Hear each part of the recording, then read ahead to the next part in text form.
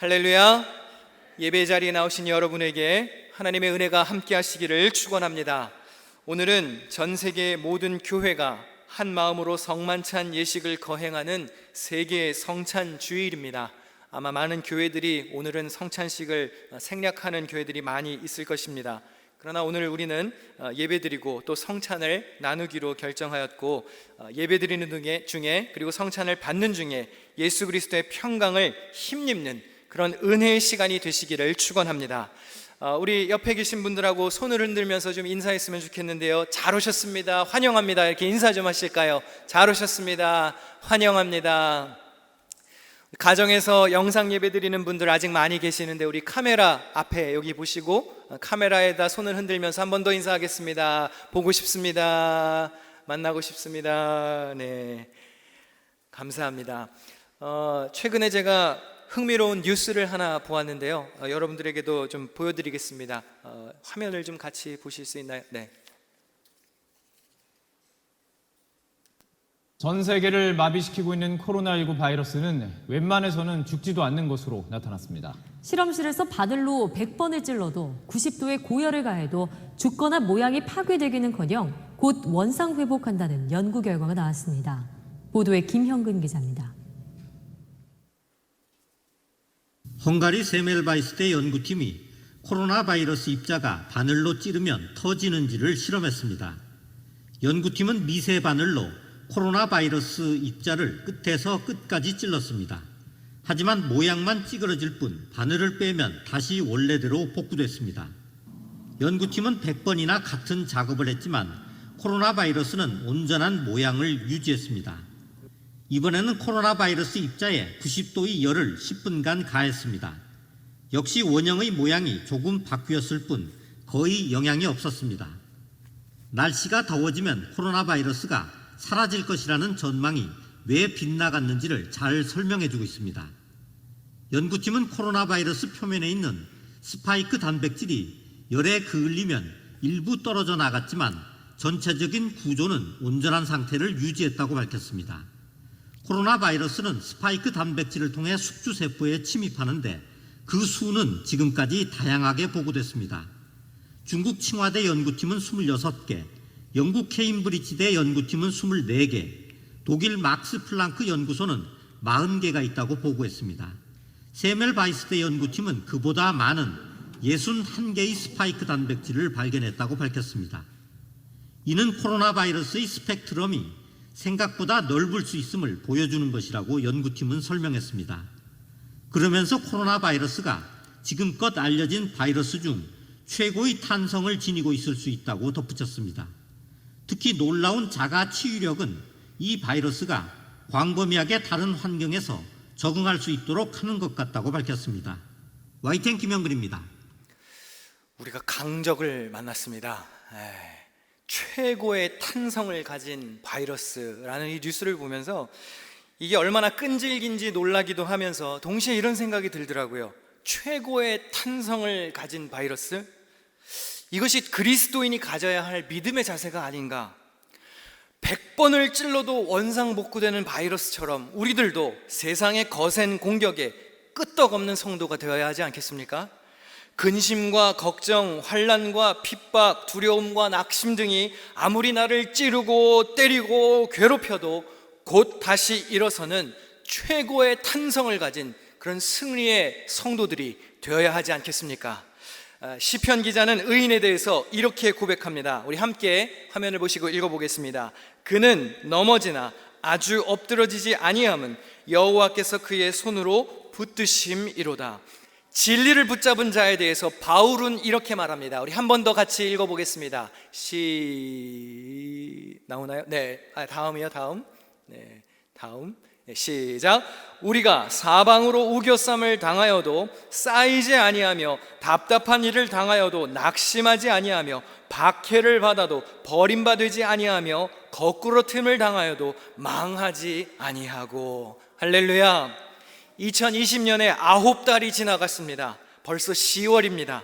어렵고 힘든 시간이 많았을 것입니다. 그러나 하나님께서 붙들고 계시니 우리는 아주 엎드러지지 않음을 믿어야 합니다. 쌓이지 않고 낙심치 않고 버림받지 않고 망하지 않는 믿음을 가지시기를 축원합니다. 우리 옆에 있는 분들 격려하며 한 번 더 인사하겠습니다. 망하지 않습니다. 우리 이렇게 인사하겠습니다. 망하지 않습니다. 망하지 않습니다. 한 번 더 알려주세요. 10월도 승리할 겁니다. 10월도 승리하실 겁니다. 할렐루야. 하라 그럴 때 하는 자는 그렇게 될 줄로 믿습니다. 우리의 말로 하는 고백이 중요합니다. 망하지 않는 10월, 승리하는 10월이 되시기를 주님의 이름으로 부탁드립니다. 갈라디아서 산책 시리즈를 이어갑니다. 오늘 5번째 시간인데 자유종이라는 제목으로 말씀을 나누겠습니다. 지난 몇 주 동안 사도 바울이 갈라디아 성도들에게 할례, 절기 이런 율법에 대해서 훈계하는 말씀을 살펴보았습니다. 바울은 율법에 얽매이는 자가 되지 말라고 강조했지요. 오늘 본문 13절 말씀입니다. 형제 자매 여러분, 하나님께서는 여러분을 부르셔서 자유를 누리게 하셨습니다. 우리는 주 안에서 자유한 자들입니다. 우리는 더 이상 율법의 노예가 아닙니다. 바울은 할례 그리고 절기 외에도 자주 언급했던 규례가 하나 있었습니다. 바로 음식에 관한 법률입니다. 오늘 성찬식을 하는 날이니 먹는 이야기를 해보겠습니다. 유대인들은 율법에 기초하여 철저하게 지키는 그들만의 정결 음식 규례가 있었습니다. 몇 가지 예를 좀 들어볼까요? 레위기 11장에 의하면 땅에 사는 짐승은 굽이 갈라지고 새김질을 하는 짐승만 먹을 수 있었습니다. 그래서 돼지고기는 부정한 음식이었어요. 돼지고기를 먹지 않습니다. 물에 사는 짐승은 지느러미와 비늘이 있어야 합니다. 그래서 오징어는 못 먹어요. 문어도 못 먹고요. 홍어도 못 먹습니다. 유대인들은 이것을 지킴으로 인해서 자기가 정결하다고 여겼고 또 의롭게 된다고 여겼습니다. 오늘날 기독교인들이 이런 정결 음식법을 따르지는 않지요. 여기 혹시 구약의 음식 규례를 지키며 사는 분이 계십니까? 아직도 구약의 율법, 음식 규례를 지키며 사는 분이 계신가요? 저는 구약을 전공했습니다. 저도 안 지킵니다. 물론 지킨다 그래서 저주받는 것은 아니지요. 여러분들의 식단은 여러분들이 자율적으로 선택할 그런 자유가 있습니다. 그러나 예수님 이후에 이러한 율법은 의미가 없어졌습니다. 그러니까 예수님이 아니었으면 오늘날 우리는 삼겹살을 먹지도 못하고요, 오징어 튀김, 오징어 덮밥 이런 거 못 먹습니다. 여러분 돼지고기 드시나요? 안 드세요? 돼지고기 드시나요? 돼지고기가 얼마나 맛있어요, 그렇죠? 하나님이 괜히 금지시키셨던 게 아니에요. 너무 맛있으니까 금지시켰는지도 모르겠습니다. 저는 아침마다 돼지고기를 먹습니다. 그 음식법이 오늘날에는 예수님 이후에는 아무 의미가 없어졌다 그 말이지요. 예수님의 가르침입니다. 마가복음 7장 18, 19절 같이 읽어보실까요? 시작. 무엇이든지 밖에서 들어가는 것이 능히 사람을 더럽게 하지 못함을 알지 못하느냐?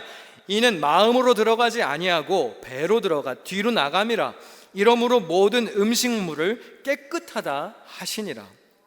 사도 바울도 그의 다른 서신에서 이렇게 말합니다. 로마서 14장 20절에 하나님이 이룩해 놓으신 것을 음식 때문에 망치는 일이 없도록 하십시오. 모든 것이 다 깨끗합니다. 고린도전서 8장 8절에는 음식은 우리를 하나님 앞에 내세우지 못하나니 우리가 먹지 않는다고 해서 더 못 사는 것도 아니고 먹는다고 해서 더 잘 사는 것도 아니라 그랬어요. 여러분, 먹고 안 먹고가 우리를 세우는 게 아니에요. 어떤 음식을 먹는다 그래서 하나님께 우리가 더 가까이 가는 것도 아니고 어떤 음식을 안 먹는다고 그래서 죄인이나 의인이 되는 것도 아닙니다. 먹는 것을 가지고 사람을 판단하는 것은 잘못된 기준이라는 것이죠. 사도행전 10장에 보면 베드로가 환상을 보는 사건이 등장합니다. 부정한 음식이 가득한 그릇을 먹으라고 그러는데 베드로가 그것을 먹지 않겠다고 하자 이런 말씀을 주셨습니다. 하나님께서 깨끗하게 하신 것을 네가 속되다 하지 말라 하더라. 환상 중에 부정한 음식이 가득한 그릇을 먹으라고 한 것은 하나님이십니다. 그런데 베드로가 주님의 말씀을 거절합니다. 왜 말씀을 따르지 않았지요? 하나님께서 먹으라고 그랬어요. 그런데 왜 말씀을 거역했습니까? 율법 때문이에요. 하나님께서 주신 율법 때문에 하나님의 말씀에 불순종했습니다. 여러분, 이것이 오늘날 우리들도 얼마나 자주 범하는 오류인지 모릅니다. 잘 들어보십시오. 하나님의 말씀 때문에 하나님의 말씀을 거역합니다. 하나님 때문에 하나님을 거절해요. 이게 무슨 말장난이냐고요? 정결 음식법을 주신 분이 누구시지요? 네? 정결 음식법 누가 주셨나요? 하나님이 주셨습니다. 그럼 지금 베드로에게 나타나셔서 그 정결 음식법을 어기고 부정한 음식을 먹으라고 하는 분도 누구십니까? 하나님이십니다. 그러면 질문 한번 드려볼까요? 먹어야 됩니까? 먹지 말아야 됩니까? 네? 네? 이게 그렇게 어려운 문제는 사실 아닌데요. 조금 더 쉬운 예를 들어볼까요? 군대 지휘관이 병사들에게 총을 절대로 만지지 말라고 그랬어요. 총 만지지 마. 잘못하면 사람 죽어. 그 저기다가 잘 놓으라고 그랬습니다. 만지지 말라고 그랬습니다. 전쟁이 터졌습니다. 적군들이 막 몰려옵니다. 공격하지 않으면 지금 아군이 다 죽게 생겼습니다. 지휘관이 명령을 내립니다. 모두 다 총기를 들으십시오. 그러면 총을 가져와야 됩니까? 안 가져와야 됩니까? 예? 군대 조직의 그 쓴맛을 아직 잘 모르시는군요. 가져와야 됩니다. 가져와야죠. 과거에 내린 명령은 과거에 필요했기 때문에 내렸던 거고요. 오늘 내린 새로운 명령은 오늘 필요해서 내린 명령입니다. 자, 하나님께서 과거에 이런 음식 먹지 말라고 하신 것 맞습니다. 그러나 오늘 베드로에게 말씀하시는 것도 하나님이세요. 과거에 주신 명령에 얽매여서 오늘 주시는 새로운 음성을 거역한다면 그 얼마나 미련한 자세겠습니까? 혹시 여러분 아직도 옛날에 내가 받은 은혜, 옛날에 내가 경험했던 체험, 그것에 의지해서 살아가는 사람이 계십니까? 옛날에 받은 은혜는 옛날에 필요했으니까 주신 겁니다. 그것을 기억하고 간직하는 것은 좋은 자세입니다. 그러나 옛날에 받았던 은혜에 얽매여 있으면 안 됩니다. 하나님은 오늘 이 시간 지금 필요한 새 은혜를 주는 분이심을 믿어야 합니다. 어제 그렇게 말씀하셨어도 오늘 이렇게 말씀하실 수도 있습니다. 이것이 진리와 비진리의 문제가 아닌 이상 우리는 하나님 앞에 유연한 태도를 가지고 있어야 하는 것이지요. 진리의 문제는 우리가 수호해야 합니다. 진리가 뭐지요? 예수 그리스도께서 우리의 구원자가 되신다는 것, 이것은 2000년 전이나 지금이나 동일합니다. 이건 변하는 게 아니에요. 그러나 진리가 아닌 이상 하나님 앞에 유연한 태도를 가질 수 있어야 한다는 것이죠. 베드로가 그렇게 환상을 본 후에 고넬료라고 하는 사람과 밥을 먹고 그에게 복음을 증거합니다. 고넬료는 이탈리아 부대의 백부장입니다. 이방인입니다. 이방인인데 복음을 수용한 사람입니다. 베드로가 이방인들에게도 성령님이 임하는 것을 보았습니다. 그걸 경험했습니다. 그리고 그들에게도 세례를 베풀게 되지요. 그래서 베드로가 깨닫게 됩니다. 유대인들만 구원받는 게 아니구나. 하나님의 구원은, 하나님의 은혜는 모든 사람들에게 열려있는 것이로구나. 그것을 깨닫게 돼요. 그리고 예루살렘 교회에 가서 그 사실을 보고합니다. 이방인들에게도 성령이 내렸습니다. 이방인들에게도 복음을 증거했더니 예수 그리스도를 믿는 사건들이 일어났습니다. 그들에게 세례를 베풀었고요. 놀라운 부흥이 일어납니다. 베드로가 그것을 보고했더니 예루살렘 교회의 성도들이 이렇게 반응했습니다. 할례자들이 비난하여 이르되 네가 무할례자의 집에 들어가 함께 먹었다 하니. 할례자들이 베드로를 비난했어요. 유대인 그리스도인들이 베드로를 비난했습니다. 왜 비난했습니까? 무할례자들, 할례받지 않은 사람들이랑 같이 밥 먹었다고 비난했습니다. 전통적인 유대의 관행은 이방인들과 함께 식사하는 것을 금지했지요. 불결한 자들과 함께 겸상을 하면 부정을 탄다고 여겼기 때문입니다. 여러분, 베드로가 진리를 왜곡했나요? 복음의 본질을 외면했나요? 베드로가 전도를 제대로 안 했나요? 아닙니다. 이방인들이랑 밥같이 먹었다고 지탄을 받았습니다. 그래서 아마 이 사건 때문이었을까요? 갈라디아서 2장에 보면 베드로가 이렇게 행동합니다. 게바는 베드로지요. 야고보에게서 몇몇 사람이 오기 전에는 이방 사람들과 함께 음식을 먹다가 그들이 오니 할례받은 사람들을 두려워하여 그 자리를 떠나 물러난 일입니다. 나머지 유대 사람들도 그와 함께 위선을 하였고, 베드로가 고넬료에게 성령이 임하는 것을 보고 그들과 함께 식사하고 그들에게도 은혜가 임하는 것을 보고 그 다음부터는 그도 이방인들과 함께 자유롭게 식사를 했습니다. 그런데 자유롭게 이방인들과 식사하고 교제를 하다가 아주 보수적인 예루살렘 교회의 사람들이 나타난 거예요. 유대인 신자들이 나타난 겁니다. 그런데 베드로가 어떻게 했나요? 유대인 그리스도인들이 무서워서 도망갔어요. 그들이 비난할까봐, 그전처럼 너가 감히 이방인들과 겸상을 했어? 이렇게 비난할까봐 그 비난이 두려워서 자리를 뜨고 말았습니다. 그런데 사도 바울은 이것을 가리켜서 뭐라고 그러느냐면, 강하게 질책함은 물론이고 그것이 위선이라고까지 책망합니다. 평소에 음식 규정에서 자유롭게 지내다가 율법을 수호하는 사람들이 나타나니까 두려워서 도망을 쳐? 어떻게 이방인들에게 그렇게 상처를 줄 수 있습니까? 당신은 위선자입니다. 그렇게 책망했어요. 말로는 은혜 받았다 그래놓고, 말로는 주 안에서 자유하다고 해놓고 막상 행동은 율법의 노예처럼 하고 말았으니 바울은 이것이 진리에 어긋나는 것이라고 강하게 질타했습니다. 이것은 단순히 유대인들이 무서워서 식사 자리를 뜬 것이 아닙니다. 이것은 베드로가 예수 믿기 이전의 신념으로, 즉 이방인들은 구원의 대상이 아니라는 그 고정관념으로 퇴보했다는 거예요. 율법의 노예로 다시 전락했기 때문에 바울이 분개했던 겁니다. 어떻게 그럴 수 있습니까? 나는 이방인의 사도인데 이방인들에게 어떻게 그렇게 상처 주는 행동을 할 수가 있습니까?